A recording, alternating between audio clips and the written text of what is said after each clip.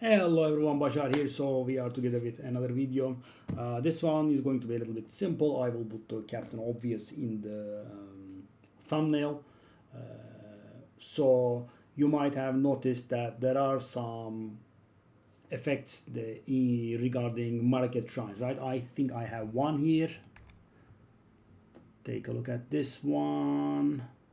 Where is it? I should have it. Yeah. So the third from the bottom, right? Fountain of Youth will restore 173. This will obviously vary with your character of your honor whenever you when you venerate a Maraketh shrine, right? So there are three. I won't talk to you about this one. It's going to be a simple and quick video. So there are three effects regarding Maraketh shrines. There is a major boon that gives you a minor boon whenever you venerate a Maraketh shrine. There is this minor boon that restores a little bit of honor, right? Which would be about like 30% or so, maybe, of a regular shrine, right? Of honor.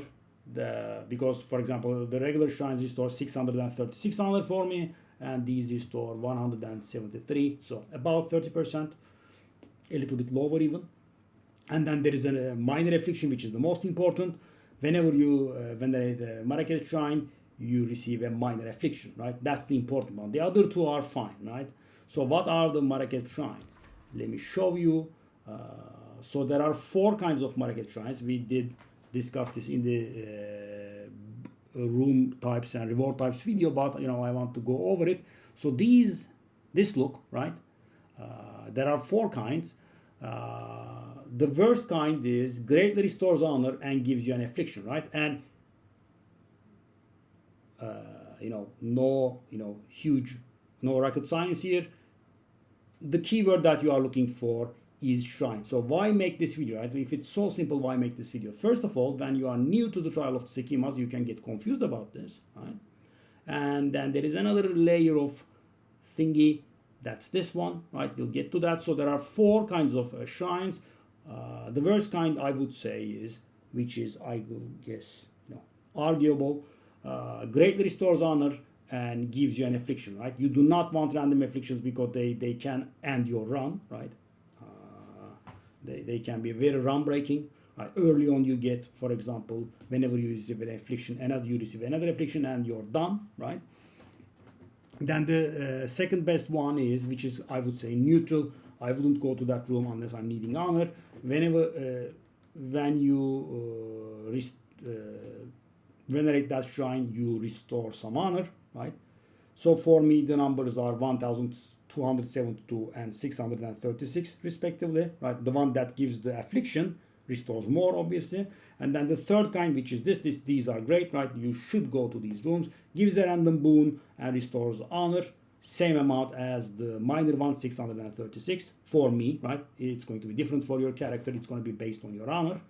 And the stuff that you receive within the trial that changes your honor will not actually change the amount that the shrine restores for you, right? So if you enter the trial with 5,300 honor, like I did, and you restore 636, you receive the 25% reduced honor curse affliction, right? It doesn't matter, you are still going to receive the same amount, right? And then there is the best kind. These are pretty rare. Greatly restores honor, right? 1,272 for me. Gives you a minor boon and gives you a boon, actually, not a minor boon. Gives you a boon, could be a major, rarely, and removes an affliction, right? These are very precious because affliction removing is very hard, right? You can very rarely remove afflictions in Trial of Sekhemas, so those are precious.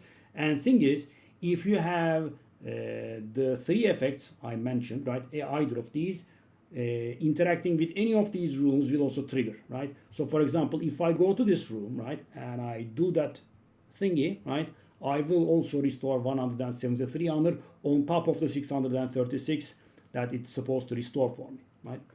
That's that. If I have the major boon, it's going to give me another boon, right? And finally, if I have the curse, the affliction, I keep saying curse, right? They feel like curses, so I keep saying curse, but the official name is affliction. If you have the affliction, it's going to give you an affliction, right? Then that's the important one, because if it's something positive, it's not a big deal. But receiving random afflictions is very dangerous because, for example, as you can see, I'm at the beginning of floor 3 here. And if I get, whenever you receive an affliction, you receive another one, that's going to be very bad, right? If I get 50% reduced effect of your non-unique relics, that's going to be very bad because I will be missing out on movement speed and, relics dropped, as you can see here. Yeah. So that's about that. And the final thing I want to talk to you about are these, right? So as you can see, the keyword shrine is not there, right? The keyword, I'm not talking about an official keyword. I'm talking about, a mnemonic device that will help you remember. So these pledges, right? I can activate those pledges and not receive an affliction because these are different, right? They will always give you something positive in return for something negative, right? And they are different, right?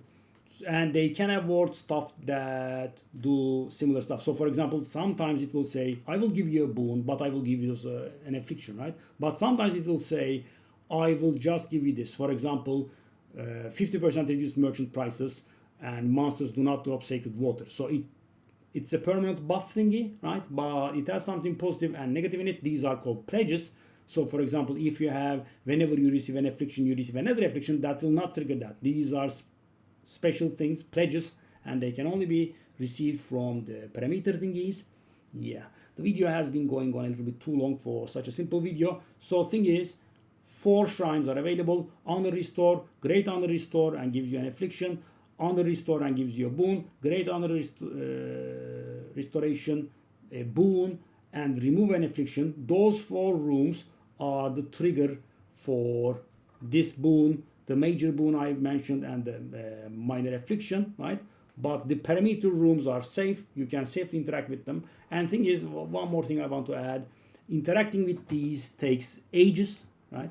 So for example, what I do is I go to it, right?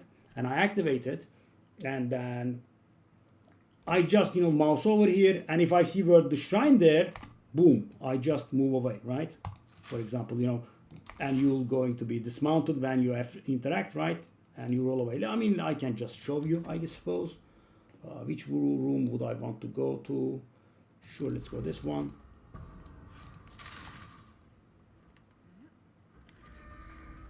I mean, this did blow the video a little bit out of proportion. It's very simple, but okay. Storming arrow. Quick and lethal. Hourglasses won't last too long.